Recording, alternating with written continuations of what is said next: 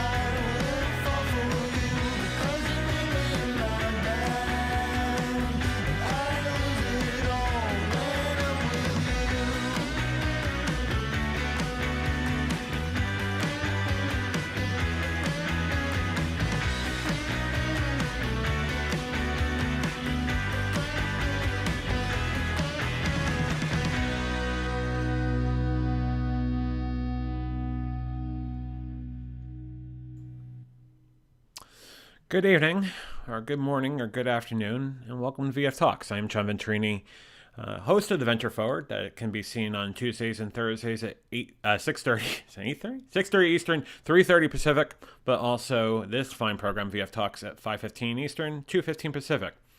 And it's an honor and pleasure to see all of you on Facebook, YouTube, and Twitch on this lovely Friday evening or Friday afternoon, wherever you may be.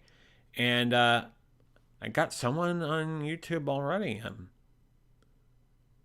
Paul Burke saying good day, and I didn't think he was from Australia. That's strange. Let's see if he is from Australia, and certainly, yeah. Good day, mate. And let me take you out of mute here so I can hear all of you. Hello, hello. Ooh, now I can talk. Now you can. How is everybody? I'm good. You are correct, sir. I am not Australian, but it's fun to say good day. It's underrated. Aye. I like shrimp on the barbie. Have you heard if you say razor blades? If you say razor blades, what you're really saying is rise up lights. Oh wait, no, I flipped that. If you say rise up lights, that is a good way to practice saying razor blades in Australian with an Australian accent. That's rise up lights. Australian for bear. Yep. Mm-hmm. Fastest. Hello. Yeah. Good to know. Hey, Sarah. Yeah, Brian will bring that graphic back up there. There you go. Hi, Sarah. Hi, Sarah. How's it going? How are you to this lovely Friday evening? I get the sense that we're a little short. Let me see if I can use a different. Yeah, this is just we workshop this live on the stream for you because a lot of folks will do behind the scenes stuff. I say the heck with that. I just do it live, and let the chips fall where they may. So let's see how that. Oh, and then Paul's turned into a silhouette of a woman. Ooh, I'm so pretty. Oh well, your flowing locks, Paul. Sexiest you've been in a very long time. Anyhow, yeah. I'm kidding. There we go. There he is. There we go. Wait, let me scoot over there. I'm centered. Hello. Now, I say you're hotter now with the picture in there. Stop it. You're making me blush. This didn't become a game of hot or not, but hey, there you go. How are you guys doing? It's fabulous, been weeks. As always. It has been weeks. It's good to see you guys. Yeah. It's been a while. Sarah says, pretty wilted. I hope you perk up there, Sarah. Yeah. Drink some water. I am a big fan, not a sponsor, of Polar Seltzer. Not a sponsor, but if they care to be one with our strong numbers, call me. Never hurts to have a bucket of cash from a sponsor. It doesn't, or a bucket of seltzer. Right. Oh my goodness. So what sets Polar apart? Is it one of those where it's like you're putting what's the selling point of Polar? Well, if we look at the label, and this is again not a sponsor, there's a polar bear on the label. Okay. Like it's like if I want cold refreshment, I know I can get that from our friends at Polar Seltzer. Got it. So it's not like so it's not like stuff is shoved into it. Like what was that where it was like it wasn't going to give you electrolytes, but it was going to like help your pH balance. Like wasn't that like a sales smart tactic water for or vitamin water, that sort of deal? Yeah, like there's vitamins or there are electrolytes. Like it's just water that has been approved by a polar bear. Yeah, I mean, there, as everybody knows, there is basically a raft of polar bears that work in Health and Human Services down in Maryland. And they are the consummate experts on how we stay hydrated and how we live our best lives, especially during this painfully hot summer in the humidity. Hydration is most important. And the polar bears amazing know. They can have them on staff because they are people-eating machines, polar bears. Right. Like real polar bears. They are alpha predators. They are alpha predators that know hydration. there's books that tell you how to most likely survive a bear attack, and they have techniques for a black bear. They have techniques for grizzly bear. You know what they have for polar bears? Bupkis. It basically just says get ready to die because there's Right. nothing you can do. Did they put on like those like those suits they wear when they're gonna like get attacked by a dog? They're training German shepherds. Do they have like bear suits where they like take their ideas, go out into the wild, and get attacked by a bear? Because I could write if it's just theoretical, I could write a book. It'd be like, hey, this is how you probably survive a bear attack. No, there's legit techniques. I think for black bears, you got to make yourself look big and be very loud and try and be over aggressive with a black bear. A grizzly, you get down and you use your limbs to kind of try and fend it off.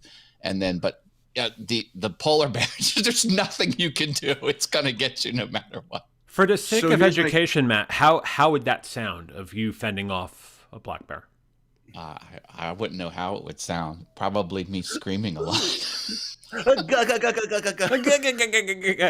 Right. I certainly wouldn't do my stand-up comedy routine because nobody likes that. I know you got 5 solid minutes. Come on. I did 4, and that was the longest 4 minutes I've ever did in my life at the open mic night a while ago. What do you think a black? I want to talk more about your stand-up. I want to learn more about that. But I'm curious. Do you think a black bear has been mated with a grizzly bear, and then do you defend yourself by just standing in place because you don't make yourself too tiny, you don't want to make yourself too big, you just right how you are? Yeah, which technique do you do? It's like you can't. You just can't right go halfway. I mean, yeah, it's like you're screwed. Oh no! That's the biggest menace. Yeah, and do you think to yourself, "Oh no," and you're gonna die, and that sort of thing? Is that how it works? You're gonna die. You're gonna die. You're gonna die. Black bears, polar bears. What about Winnie the Pooh? How do you defend yourself against Winnie the Pooh? Just throw honey at him, I think. That's true. Or give him a math problem. He seems pretty screwed when anybody throws math at him. It's the attack of the oh bother. Oh bother. Yeah.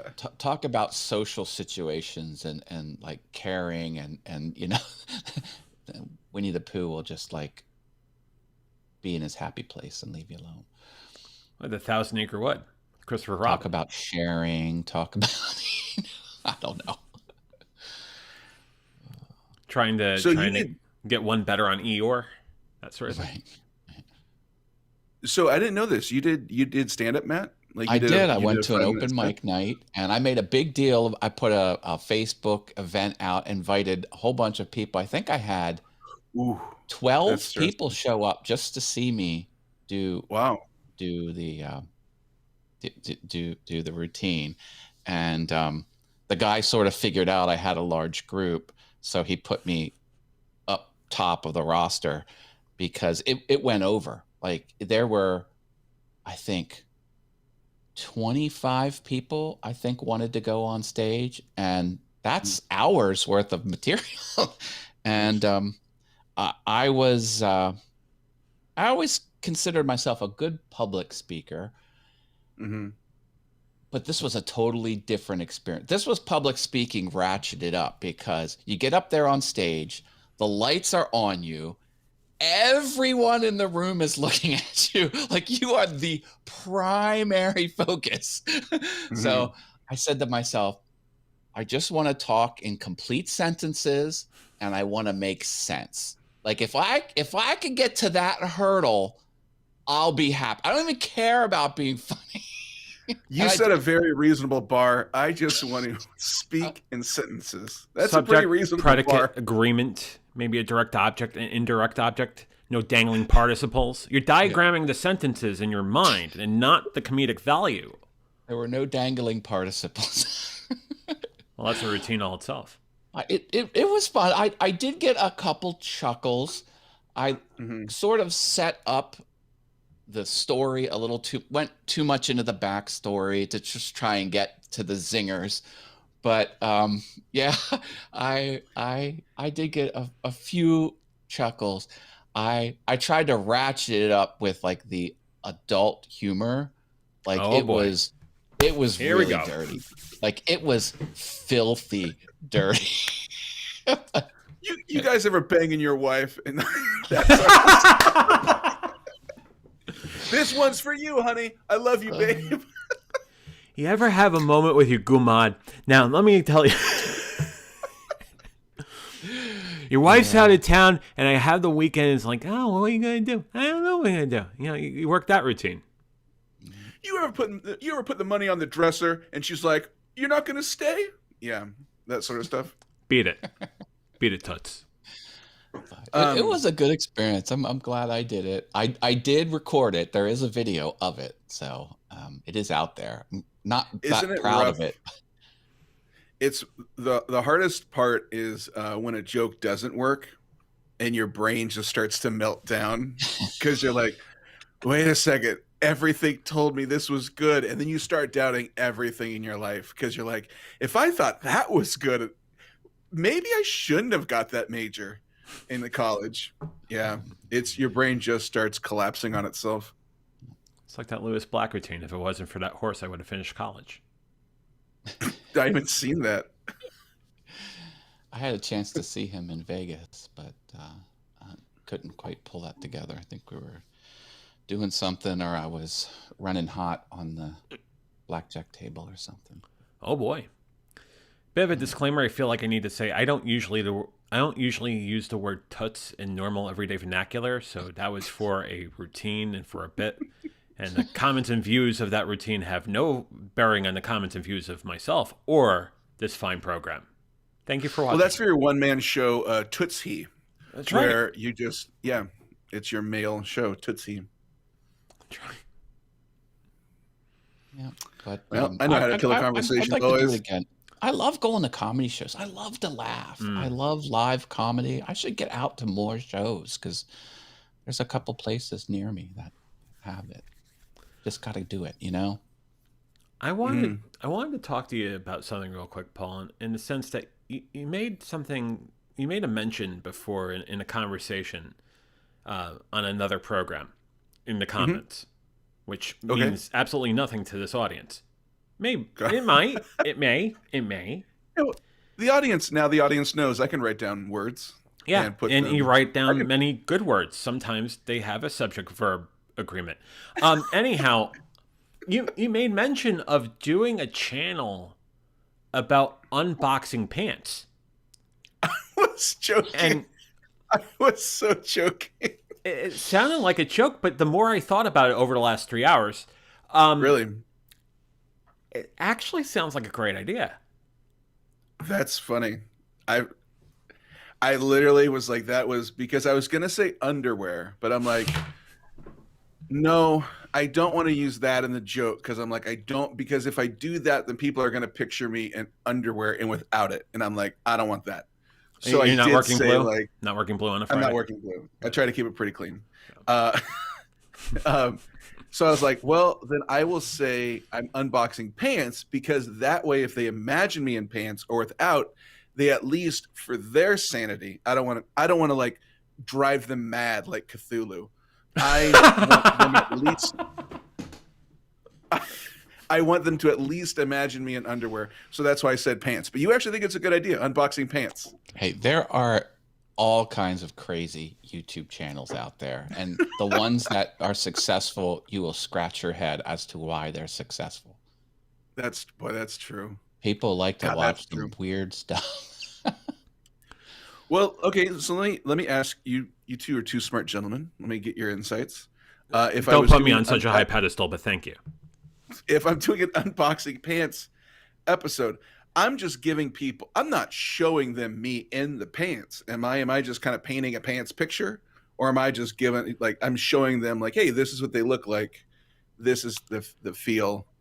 The feel. Ooh, what a don't nice put them on. waistband.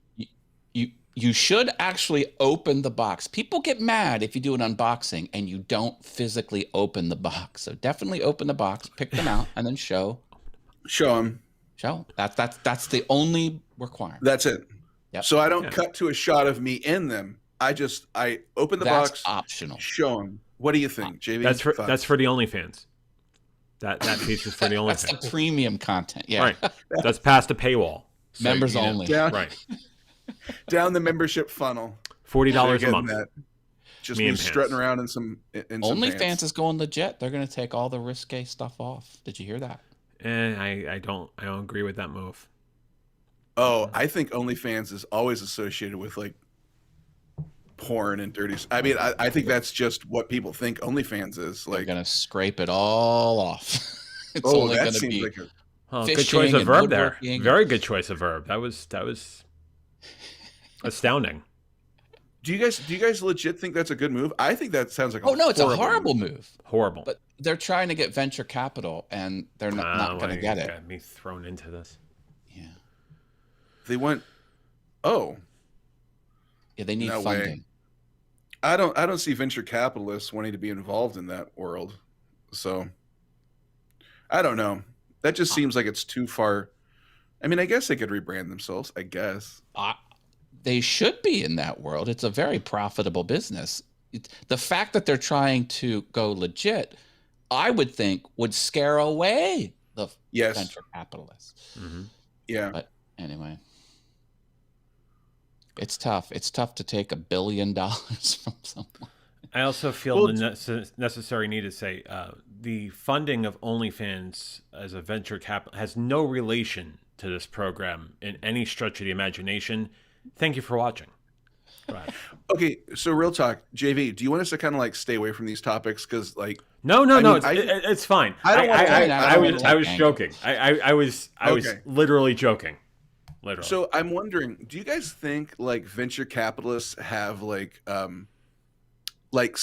for lack of a better term, like slush funds that they can like invest in companies they aren't clearly letting you know? Because it's like the Pornhubs of the world and stuff like that. Like X there videos, must yeah. All that. there has to be venture capitalists who are like, because that isn't so insanely profitable. Like Pornhub literally has all their viewers and people creating the content. Like it's got to be insanely profitable. And I'd imagine capitalists want a piece of the pie. That's a weird. It's all about doesn't work. return on No, investment. I didn't. No, I didn't try to. But as soon as I got to that word, I'm like, that isn't. I should pick another word at that moment. Oh, Paul. Mm. Good try. I don't know. What do you guys think?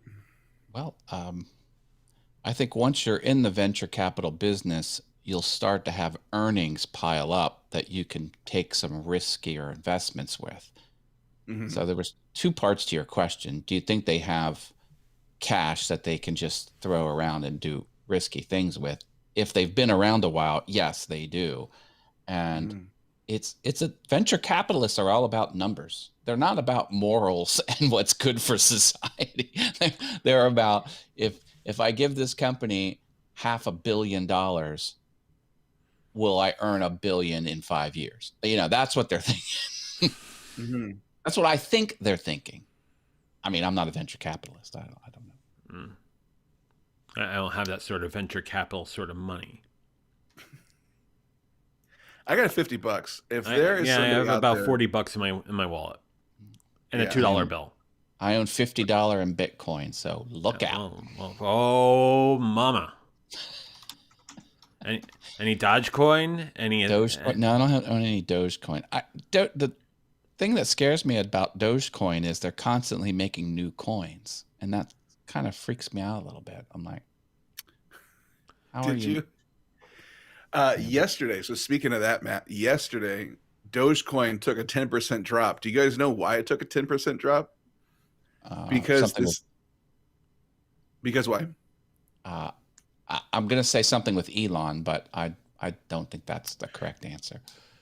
No, but I mean, I know he like always changes the market. But there's this other guy on YouTube, and he came out and said, "Hey, I'm putting money into, I kid you not, Tiger Coin. It's the Tiger guy. They're coming up with a coin around that." I'm like, The Tiger what? King? Yeah, Tiger King coin. And so Oh, he got Matt's attention now. so Dogecoin dropped 10%.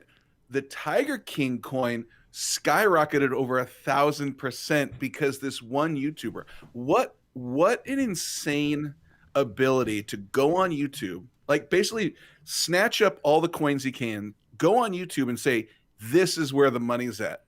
What insanity, like what incredible ability to make money. How many SEC violations are involved in that? And if there aren't, why aren't there? Man, it's SEC doesn't monitor crypto. It's ungoverned. There's no rules. Wild. He could just point to something and people race over, and then I'm sure he dumps Shiny. it. There it is. Insider trading is a 20-year jailable offense, and all's insider trading is you have some information about what a company's going to do, and you use that to form your investment strategy. Seems pretty light touch. Seems pretty meh. 20 years in jail. You know what they have for crypto?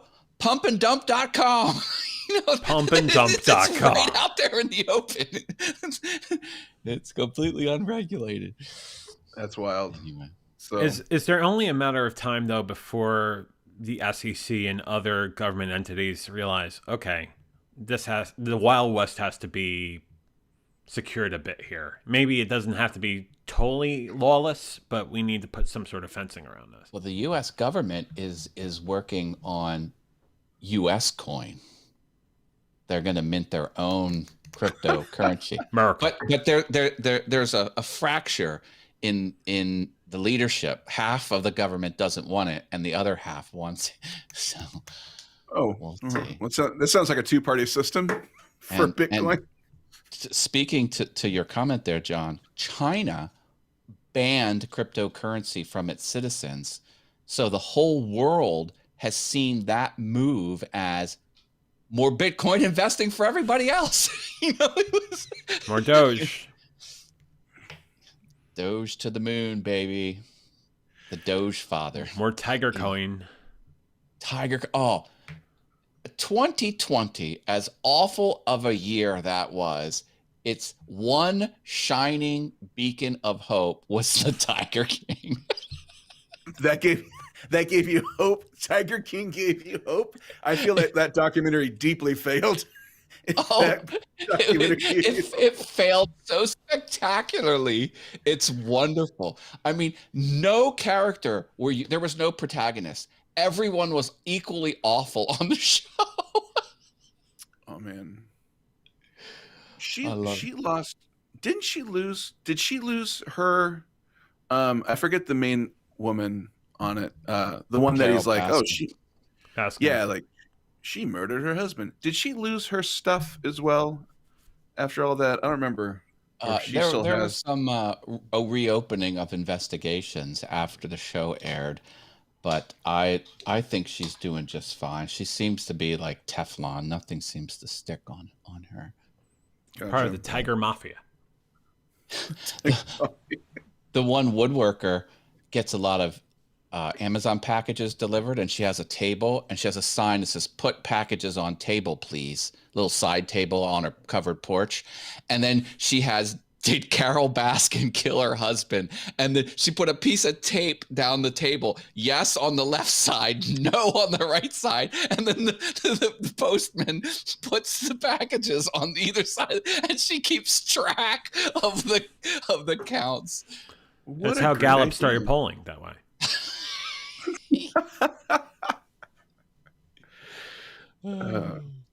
Oh my gosh, guys, revisionist history is back. Have you guys? I didn't realize how bad I missed it, but it came back a couple weeks ago. Do you guys listen to Revisionist History, the podcast? No. I've caught a little bit of it, but I obviously have not caught it in a while. What's the premise? He just kind of deep dives into different topics, and he's just so good. And the production values are so good. So it's Malcolm Gladwell, or is it video? What? As well? It's just audio podcast, okay. And yep, super, super awesome. What? So as I was listening to that Revisionist History, I get so excited during the theme music. Is there a theme music that like really does it for you guys? Like intro, like music, like Sopranos or like Mm. stuff like that. Like, is there anyone that does it for you? Like Revisionist History, it's simple, but dang, it's good. I like my own. Oh, shameless plug. Oh, you use You that ready music for it? on Pornhub as well, right? That's right. Yeah, that's for your porn PD adventures. Mm. You play a cop who plays by his own rules. There's only one sheriff in town, and that's Matt Haas. He's Put your out to hands on kick the some wall booty. and spread them. Spread them. Okay. And keep them spread. $3.99 per minute. Oh. I enjoy. So, all kidding aside, I enjoy my theme music. It's Mhm. good stuff. But you're right. There's something to be said about the importance of theme music Mhm. and the show that it encompasses. I will take a certain genre that comes to mind in that of game shows. With game shows, I believe the theme song or the theme music is the most important thing. Kind of sets a Oh, theme. interesting. You think Makes of sense. The Price is Right, for example. You think of something that has a bit of a carnival-like nature with a little bit of a 70s funk to it, which they haven't changed the theme, which is perfectly the right call. You don't change the theme of something as iconic as The Price is Right. Family Feud, you hear that theme and you know that you're watching Family Feud. It's a thing that you can gravitate the theme music and know what you're about to consume. Sopranos, same thing, right? You hear, that music and you know that there's going to be some organized crime in New Jersey. And you look forward to that. So the theme music has a lot of bearing on what the program, whether it is a television show or a podcast or whatnot. It's lots to do with that. Yeah, your guys' music. I like your guys' music. I think it's great intros. Thank you. Yeah, Sopranos is good too. Boy, what else is good? I mean, I go back to, so the funny thing about the theme song for the main show is it's public domain, right? It's free, open source, right? So it's something that makes sense for the story and makes sense for the content we cover on the Venture Forward, the Tuesday Thursday show. If I could find it in my list, that would help. But here it is.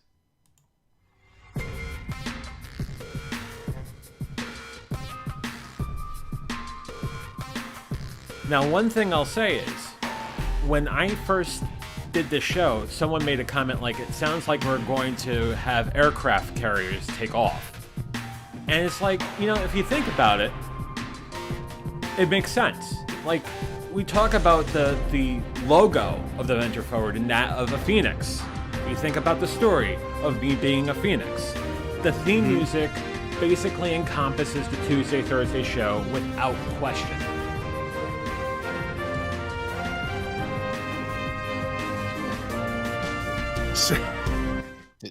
Do you see what Sarah said? That your dream is Oh you to my host God. The Price is Right. Oh, Sarah, Come she on knows Sarah. down.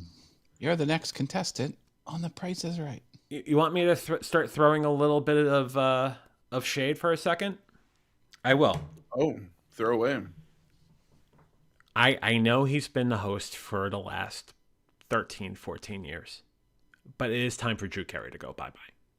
I think the thing is the events of 2020. Why do I still feel afraid of saying that? I think you can say that, but I saw something about LeVar Burton hosting, but I don't know if Jeopardy. it was a meme or if it was legit. he is one of the leading candidates for Jeopardy. He had his guest 2 weeks in.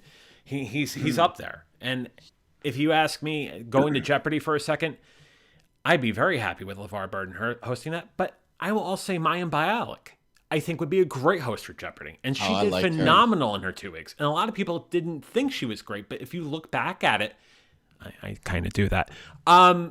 She was incredible, without question. Mm-hmm. No argument there for sure. So what is it about Drew Carey that's not doing it for you? Is it you're like, There are three is he too events. comedic? Like, is he too like funny guy? Kind of slips into that role too often. Yeah, and you're honing in on it, Paul. I think the thing is he's going for the yuck yuck. He's going for the laugh.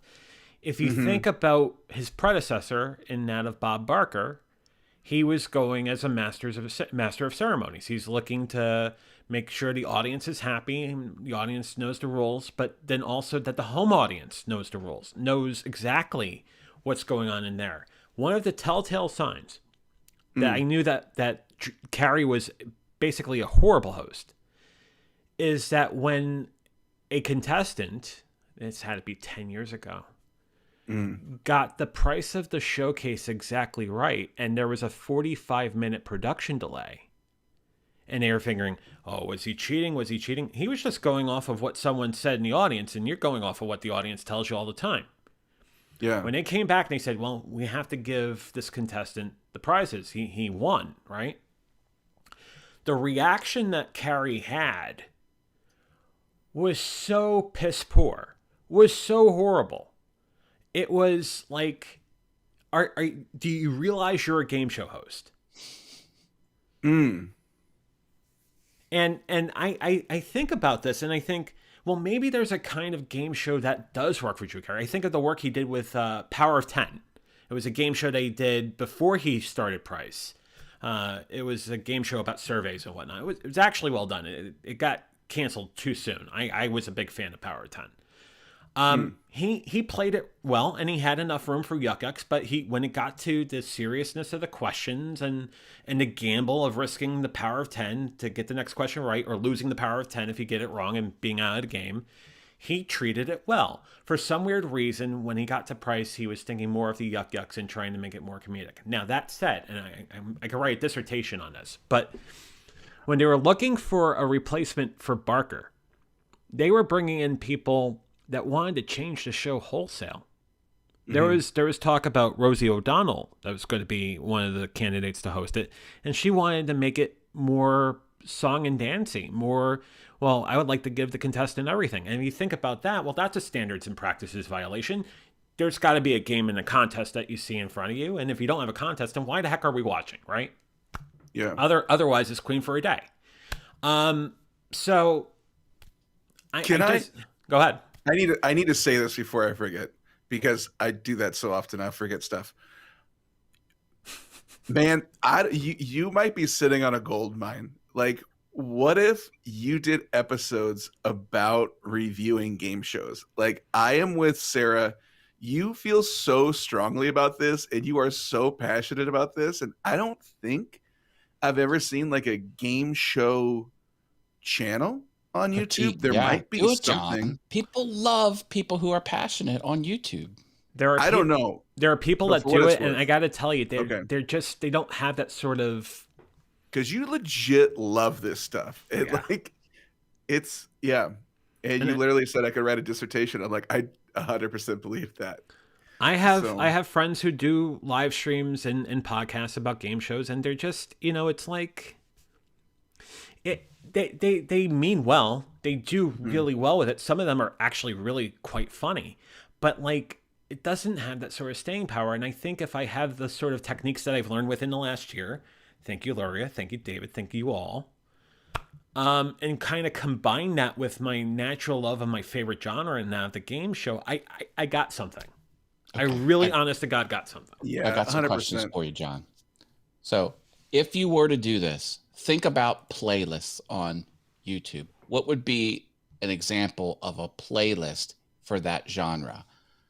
Like best game show mishaps or host missteps. Like, that's what you got. If you can plug in 2 or 3 playlists that you could chunk your content and put them into these buckets, if you've got 2 or 3, I think you should greenlight the concept and run with it. Oh, I think the games themselves are the playlists. Oh yeah. Like, it'd be like a whole thing on Price is Right, like your initial thoughts on it, why you miss Bob Barker, I don't know, man. That could be real interesting. I miss And Barker, but he's 96 years old. So I mean, in the last I heard, he's barely holding on. And this is not a got news it. and information program, but this is going off of a couple of dear friends of Bob. So I mean, like, Got it. I'm glad he's still alive, but I don't think he's in any sort of state that he can take that back over. Oh no, 100%. But I think I think it could be a really interesting thing on like why you think Bob Barker was like, because I get the impression like you really really liked Bob Barker as a presence Hmm. on the as a host. So it's like that'd be a really interesting deep dive on like, hey, here are the things he did really really well, and you know anybody who's wanting to do their own show, pay attention to these things. I don't know, Could you man. host your own you're show? Could you do your very own? passionate. I have a Oh, couple of shit. concepts I've been trying to toy around.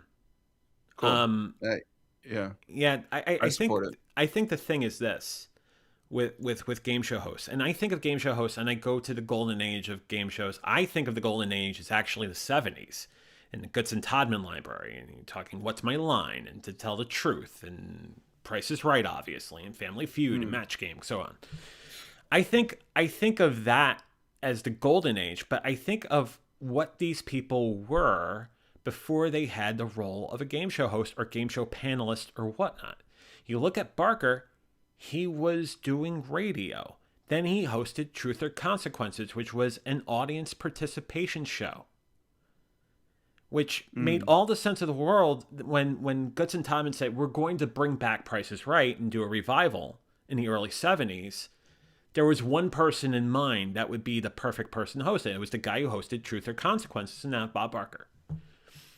We don't have people that know how to read a room. Paul, you're definitely one of the people that know how to read a room. Matt, you know how to read a room. I like to think I know how to read a room. Mhm. That skill is not really common these days, and it's a skill that has to talk to every man. It has Well, to I talk to think- everybody. I think the problem, and I get what you're saying. I think the problem with Drew Carey is that he is reading a room, but he is reading it for a different goal. Like Right. he is reading it for the goal of laughter, which is, and I get that. Like comedians, man, it's like fueled by that laugh. Like that is how you live and breathe. That is your breath of air. Is that person laughing at your stuff, and you're like, oh, thank God I can breathe again. Like that is legit it. So like, I don't think education is his breath of air. It's getting people to laugh. So. And it sounds like Bob Barker, like he was all about like educating the players, educating the audience. And if he does that, he's doing something right. He never had that sense like, oh God, I'm scrambling. I got to gasp for a laugh or I'm going to die. It was all about the game, Paul. And if you think about Price is Right and how hard a job that is, you have to know the rules of 78 to 82 pricing games, right? That's one thing. Obviously, you have to know the construction of the show and that of the one bids. You have to know the construction of the Showcase Showdown. You have to know the construction of the Showcase. But there are these 78 to 82 pricing games that you have to know the rules to a certain degree. Now, granted, the first time that you actually perform that and actually host that, you'll have things from the EP telling you, okay, this is how we play this. This is the nuances to the rule. But at some point, when you know those rules backwards, forwards, and sideways, it comes off massively smooth. And there was a point in time where you could see Drew learning that. The problem is not that with Drew. The problem is that he forgets the fact that it is a game. People are here to watch a game. They're here to watch contestants win. They're here to be tested along with the contestants in the studio about the price of a car or the price of Clorox or what have you. He seems to forget that. But then you also have to be playful about it too. You think about what Barker did. He was very playful. You're talking about a temptation moment like, okay, did Gladys win the $10,000 in Grand Game? The fact that he would toy around and hint and not pull the little flap over to show the price and doing, isn't this exciting? And doing that for about 20 to 30 seconds as poor Gladys is losing her mind. Did I win 10 grand or am I going home with nothing? And us at home just sitting at the edge of the seat. Did she win? Did she? Obviously that Clorox is less than $4.50. Certainly she won. You see everything that's going on here, Paul? You see all of those Yeah. things? It takes a certain MC to do that.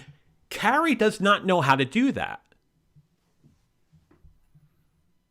Boy, this is the most passionate I've ever been on a VF Talks. I'm so sorry, but it's Yeah. honest to God. Honest to God. No, I think that's a really good point because because his goal was like building tension and kind of playing and having fun. And yeah, Drew Carey is like the laugh and the joke is the fun. Yeah, it's very different from Drew Bob wanted Carey's to other hosting maximize stuff. the entertainment value. Mm-hmm. Like it's Yeah. clear that was his goal. Yeah, and it goes back to like Bob was playing up to a larger audience than we realized when he was hosting the show. And when you look back at 80s episodes and 70s episodes on Buzzer and whatnot, and you see how genius the work actually was. And then you look at what is going on now. And granted, the pandemic, oh, I said it, demonetized. Oh, wait, I'm not getting monetized anyway. You look at what that they had to put a show on the air. Obviously, CBS makes money hand over fist with Price is Right. It is their 11 to 12 o'clock show every morning. Mm-hmm. The fact that you don't have an audience, which is what us comics, and I say us loosely because I'm not really a comic. Paul, you're more of a comic than I will ever be. We try to strive for it. We look for the yuck. We look for that back and forth. And here he is without an audience. He is with four people that are rooting each other on and with maybe canned sort of applause in the background. It is a nightmare. So here I am basically slaying, Drew Carey here. But he was given a real tough assignment given COVID, given the pandemic, given what he has been basically thrusted into in this new normal that was 2020 and 2021. But that said, he was having that sort of inability well before this. I think it's hard too because for his entire career, it's always been about Drew. So like not improv, but like his stand-up, people bought a ticket to go watch Drew Carey. Mm-hmm. His TV show literally called The Drew Carey Show. You tuned in because you're getting Drew Carey. So it's like his fame and his like, people are here for me, almost like immediately put him behind the 8 ball, being the host of Price is Right. I'm enjoying this passion. You know what, JV? This passion's rubbing off on me. I think it put him behind the 8 ball because he is like, oh, people are here for me. And it's like, no. This show's been around longer than you. It is about this show. And I wonder, to kind of take this to a bigger idea, like, how do you feel? I almost feel like Jeopardy is very similar, that getting somebody famous might not be a great thing because it's not so much about you. Like, people didn't know Alex Trebek until the show was super famous. And then people are like, oh, Alex Trebek. But it's like Aaron Rodgers hosted for a little while. I don't understand on that Jeopardy one at all. And I'm like, get out. You think Aaron Rodgers is going to play second fiddle to the game show itself? No, I don't think so. You ready to see how much of a geek I am? This is what I liken it to. Giving Aaron Rodgers a show would be no better and just as dire a situation as when NBC and the late Merv Griffin gave the daytime wheel to Ralph Benerschnick, a football kicker, because he tested well. And he was 6 months and gone. They had to put Bob Goen in his place. Look it up. Show? Ralph Benerschnick, Wheel of Fortune. And I couldn't even first of spell all, that name if I could help me. Just sounded. I was going to say, I'm going to let Google take over the back end of that that word. Ralph. Jeopardy is a good game to make fun of on Saturday Night Live because there has been some hilarious skits about Jeopardy. The current U.S. presidents, like that was one of the slots. Jeopardy brings up a very similar sort of question as Price does, though. It is about a game. It is about the game, if you think about it. Because if you think about Jeopardy and the amazing job that Trebek did, which Trebek hosted many game shows before he hosted Jeopardy. He hosted a lot of things in Canada and in the States. But if you think about Jeopardy itself and you think about what Fleming did with the show, the original host, it's like It's about the game. If the game is solid, if the game stands up on its own, and you have a competent and personable master of ceremonies that knows the tact, that knows the setting, and knows how to deliver, that's what you need, right? So we talk about price. It's about how the host delivers, how the host reads that tact, how the host basically performs in that. I know Jeopardy was the first to use OLED screens throughout the production of the thing, and because they wanted, they were just small little screens. They had several of them. I don't know if it was staff or contestants or what, but they wanted the absolute best tech in the studio for the contestants and for the production staff. So they used cutting edge monitors. As we're going through this sort of renaissance, this mini renaissance that took place before the craziness of last year took place, ABC's being a very big customer of this, I am really impressed by Elizabeth Banks and taking the shoes that Peter Tamarkin filled with Press Your Luck. I think Elizabeth Banks is absolutely phenomenal. And she knows that sort of, one, this is the situation, this is the game. I have to know the game left, right, and sideways, but I also have to know how the players are dynamic in that. If you want to learn how to be a game show host in 2021, watch her work on Press. And that is not even a COVID thing. She's done well even with a very limited audience in a very limited studio. Cool. Very cool. Uh-oh. Uh-oh. I didn't realize it's 307. Boys. Boys. I gotta bounce. This was super fun. I love this conversation. Always good hanging I with you, enjoyed Paul. this conversation too, Paul, and I hope you have a great rest of your Friday afternoon, Friday evening, and we'll catch up later online. All right. Sounds good. See you guys. Bye. Thank you, All Paul. right, man. Take care. Paul Burke, ladies and gentlemen. There he goes. The man, the myth, the legend. Yeah, I think about the people that we have known, and I'm sorry for the gap that's over you, but that's the best scene I could find right now. I can't live with this Oh, blue God, gap it's- between the white outline. Let me see if I can fix that. I'm That just there kidding. we go. That's better. Oh, boy. Yeah, you go. See, I aim to please. Mr. Haas. You could see that. Yeah. A for Um, effort. I think about everybody I've grown to know through live streaming pros and the various circles that we have. I look at what Paul does as being ready for TV. The closest of everybody I know. He's got talent for sure. For sure. And I look at him, and again, if you're watching this on replay, Paul, realize I honest to God mean this. I look up to you because there's a lot of that I wish I really had. And I know I have a good amount of it, but I don't have all of it like you do. So, Paul, thank you for doing these shows. Thank you for everything we've talked about. But moreover, if you have a thing or two to teach me, and I got to take your improv class, by the way. A shameless plug for his stuff. But he is an incredible comedic mind. Yep. And he does something with his mannerisms that not many people do, and that is he will pause. And when he says something, it's a complete thought, but he doesn't fill the gaps with or hey or there's no fluff. It's all content. And if he doesn't have something to say in the moment, he will just leave a pause in there. And that's powerful because people will hang in a pause. They'll in anticipation, they'll wait for you to continue your sentence. It's much more of a powerful presentation type thing. Anyway, he's really good at it. And I should know the answer to this question, and I'm drawing a blank right now. Have you ever done, even if in the most smallest of amounts, have you ever done radio? Radio, no. Okay.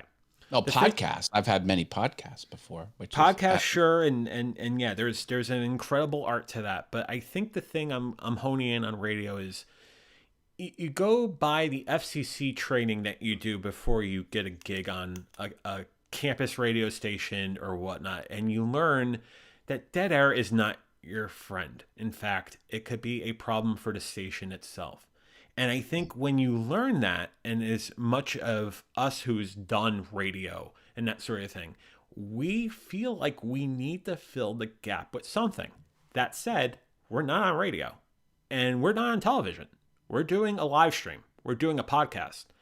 So if you can take a pregnant pause, let the jokes ruminate for a while, or the thoughts ruminate for a while, you're actually doing yourself an incredible service. As you said, Matt, something that Paul knows how to do left, right, and sideways.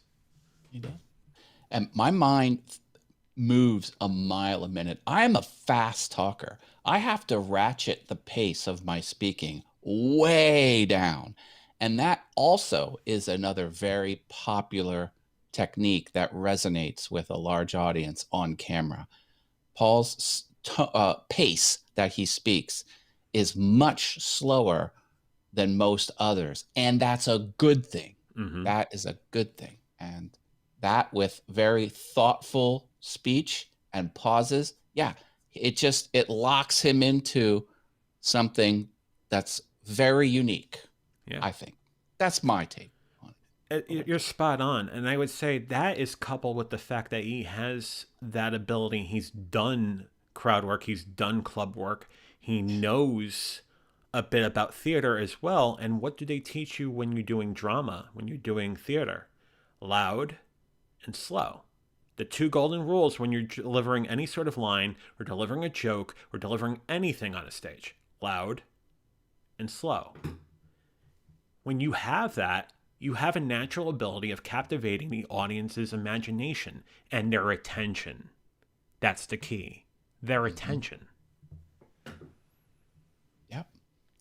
Faux show. Faux show.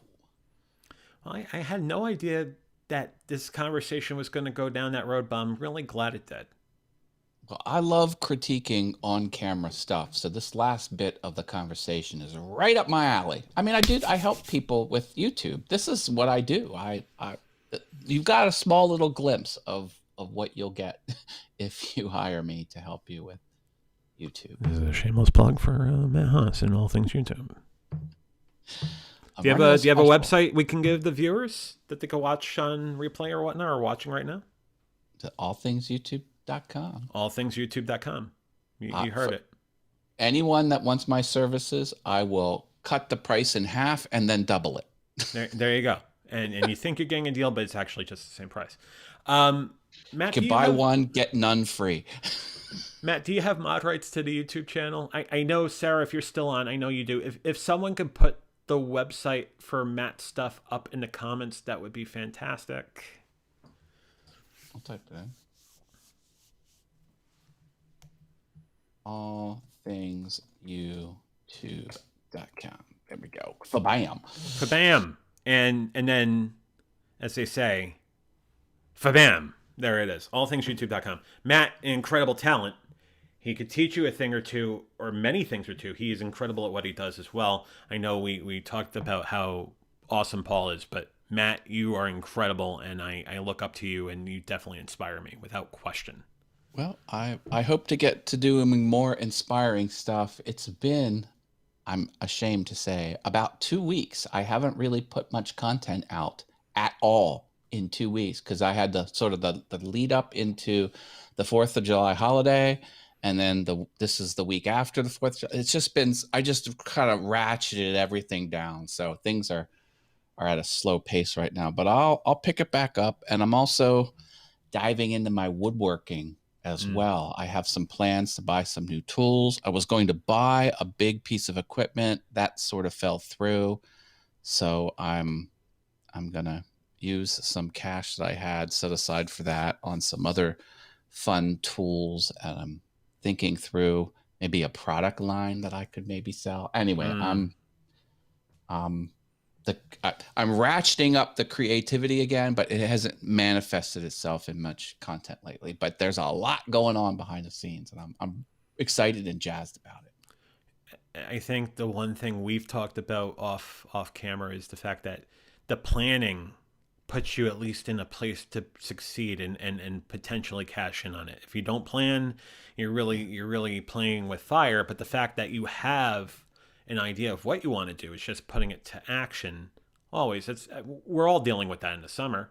Whether it's a question of the fact that it is, I don't know, the summer, but also we're all dealing with things right now. I've got so many plans. It's crazy. And I'm trying not to launch any more YouTube channels. I am so tempted to launch YouTube channels. So I had, I wanted to do a finance channel because that has good costs. The revenue for the CPM is really high on that type of channel. But I'm not doing that. And I'm good at playing whack-a-mole. I got some new stuffed animals because I've been killing it at whack-a-mole. I've been going to amusement parks. And I could have an all things whack-a-mole channel where I just totally crush everyone that's playing whack-a-mole. You're going to start a professional whack-a-mole league. It's bad. I literally never lose. Like I will never, I always win. I got it so dialed in. It's almost unfair. Sometimes I play just to give the toys away to whoever wants them. Anyway, it's bad. It's the thing is, I love the idea of the investments.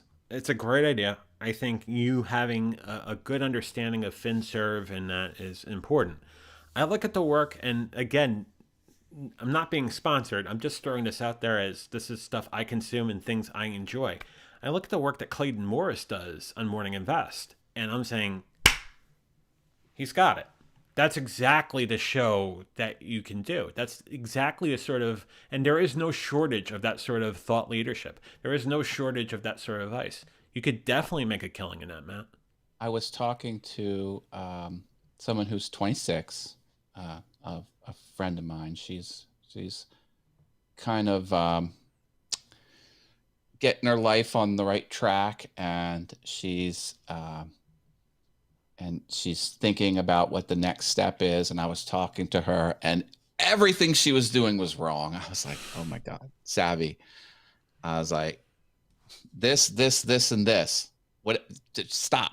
She wanted to buy a whole life insurance package with an investment vehicle. I was like, I got her away from that. I'm like, yeah, does your company have a 401k? Okay, this is what you want to do. This is how much you want to put aside. And then after that, then you want to do. And she was just locked in. She's like, how do you know all this? I'm like,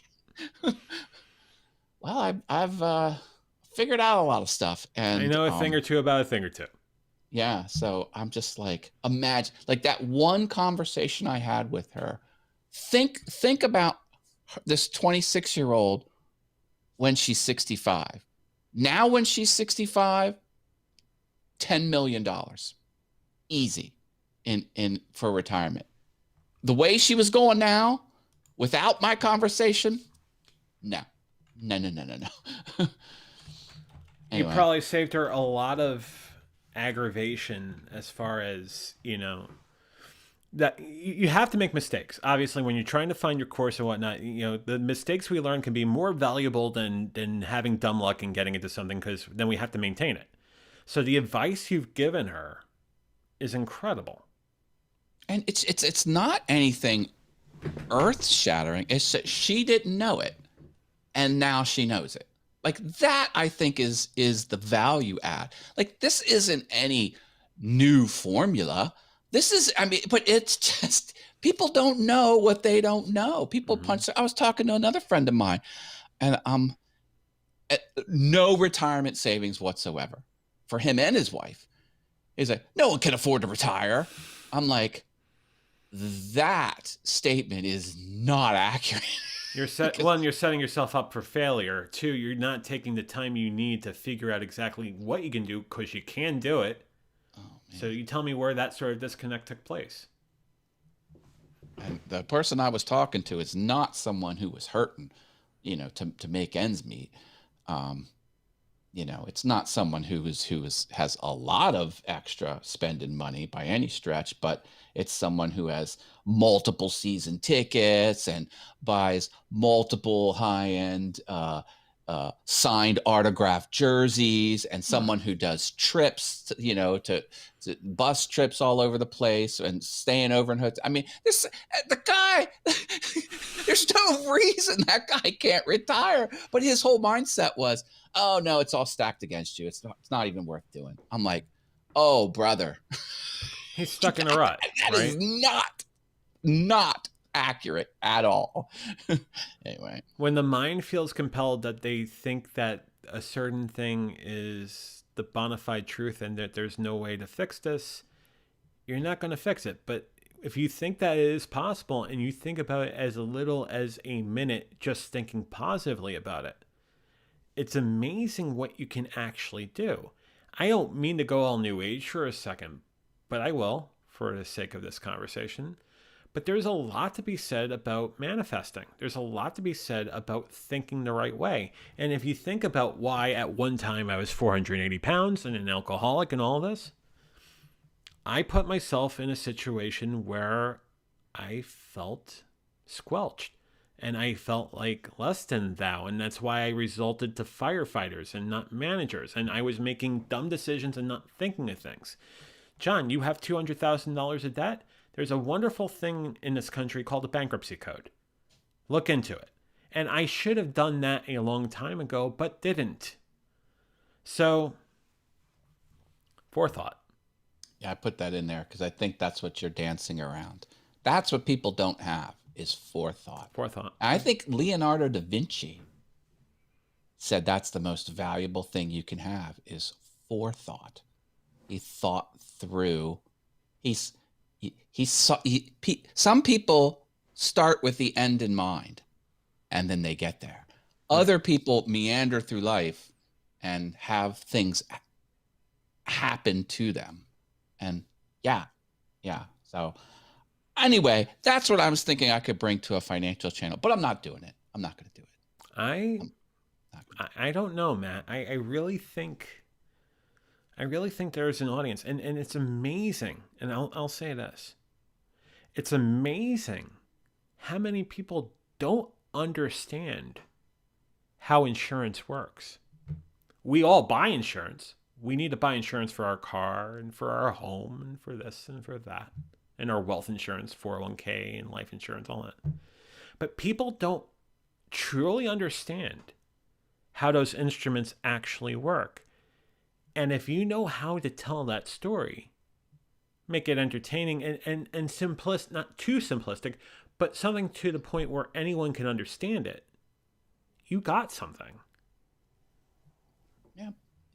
But, John, I have so many passions. I'm just like, where do I want to spend the time? Because I'm doing the piano, I'm doing the woodworking, I'm doing the YouTube. I do other things. I have the fan club for the AA baseball team that I manage. And I've got, I do a lot of other, I'm just like, all right, come on, Matt, focus. I think what I'm going to do is narrow. I'm going to narrow things instead of adding more. I'm going to bring it in a bit. Bring it in a bit. Oh, I just, I love sharing what I'm doing with the world. And if you dig it, come along with me. If not, hey, I'm having fun putting it out there. I know not many people are watching my piano channel, but it's a full documentation of my learning experience. I love it. And a lot of people, I think I'm almost 300 subscribers over there now. Hey, Recovering Addict is here. LT is joining us. I was told by a wise man, just keep watering all the plants. I can totally relate, Matt. Yep. If I stop having fun at something, I throttle it back or stop it. That's the way I approach things. That's what I feel like I need to tell you this. Like, you do a lot of projects. You have a lot of balls up in the air. Everything I know you've taken, you have such a great attention to detail and such a passion for that you do it really darn well. Well, I try. I wasn't well at the piano when I first started, and I'm not well now, but I'm better at it. You're kind of good. Really? I don't know. I think you've gotten a lot better from the first few times you were playing the piano that I Yeah, watched. yeah. I try. It's it's crazy because it's I never had that one big leap with that task. It was all incremental improvements, slow increments. It's like, my God, like you'd think you would like break through. With the piano, it's always 0.5% better each day. And I practice 365 days, so it's but I don't know. I'm not stopping, so I'm having fun with it. How do you get to Carnegie Hall? Practice, practice, practice. Yeah. You definitely do that, and you do it well. Yeah. And I like the music theory. I'm trying to understand more of the music theory, and there's a lot to it. You know what I want to do? This is kind of crazy. Maybe I shouldn't say this. And go for it. Well, it's all I'll about. edit it out if it's a problem later, but go for it. It's all of. No, it's fine. It's all. Everything in life is resonance. Everything in life is waves, Noise, and things like that. And that's what sound is. And the sun has a resonant frequency. Our sun. And the keys on the piano don't fall directly on that frequency. One falls a little sharp and one falls a little flat of it. Like there's no one key that is the same resonant frequency as the sun. So what I want to do is I want to make an instrument that is an 88 key piano and just shift the frequencies ever so slightly. So the fourth B on the keyboard is the exact resonant frequency of the song. And then listen to it and see if it is better sounding. Like if it connects more on some sort of unconscious level. And also the octave, like the 12 keys, the way that they've divvied up the sound frequencies of the keys, it's not all exactly 1/12 apart. Mm-hmm. So some of the keys, two keys next to each other, it's slightly flatter than it should be. And some keys are slightly sharper than it should be. Like, why didn't someone just do a calculator and then actually map the keys precisely 1/12 apart on the whole? No one did. So I'm like, well, let's do those two things. I want to do those two things. I want to shift everything down like half a semitone so it lines up with the exact resonant frequency of the sun. And then I want to recalculate with what each note should sound like that is exactly 1/12 apart from me.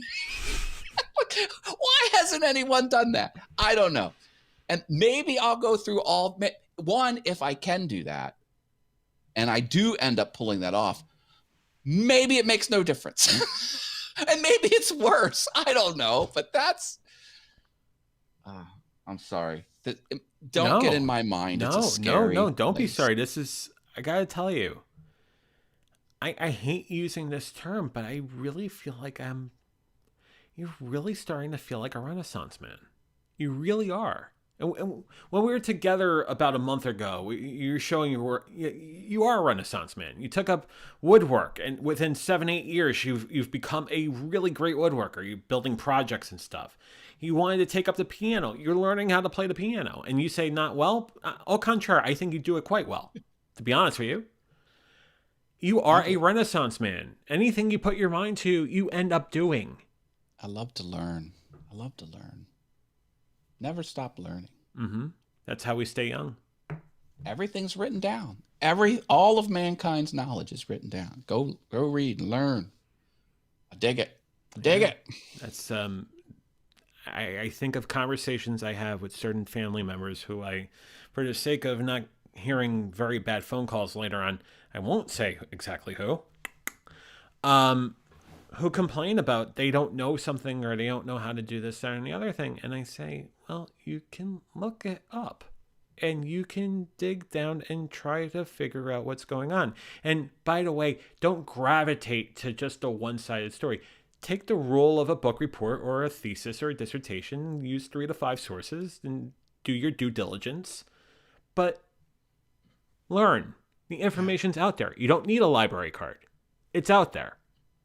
So take in the knowledge. Take in something that took such a hard sort of effort and hard investment at one time in our lives and generations before us. And embrace it and learn. Because when you learn, you stay young. When you stay young, you do amazing things. Matt, you're proof positive of that. I try and do amazing things. Amazing to me. I have fun. It's amazing to me too, man. It certainly is. Yep. Having fun. Having fun. Hey, we got to put some fun things on the calendar. Yes, indeed. I still want to go to the King of Prussia and do that thing that we said we wanted to do. Doing one of these from a certain Rodizio known as Fogo de Chão. Yes, Yep, we that definitely too. have to do that. Let's get them on the calendar maybe for August, if Okay. that'll work. Because this run up to my, I don't know, I'm going to be busy here in a little bit, but August is sort of like opening up. So let's try and I'm pin all something. for doing new things and having new things, experience new things that I know. Not only should we do a VF Talks from the Fogo de Chão, it would be great for a certain co-host to travel to the East Coast to do this with us as well. Yeah, but that's neither here or there, Paul. But I also think that if we're all doing Lita, we should do the Lita challenge from Fogo that night. How's that? Now I'm crossing too many lines. I knew it. No boundaries, John, right? Yeah. I got to think if I'm going to do Lita again. Should I do Lita again? Yes. I need to do Lita because I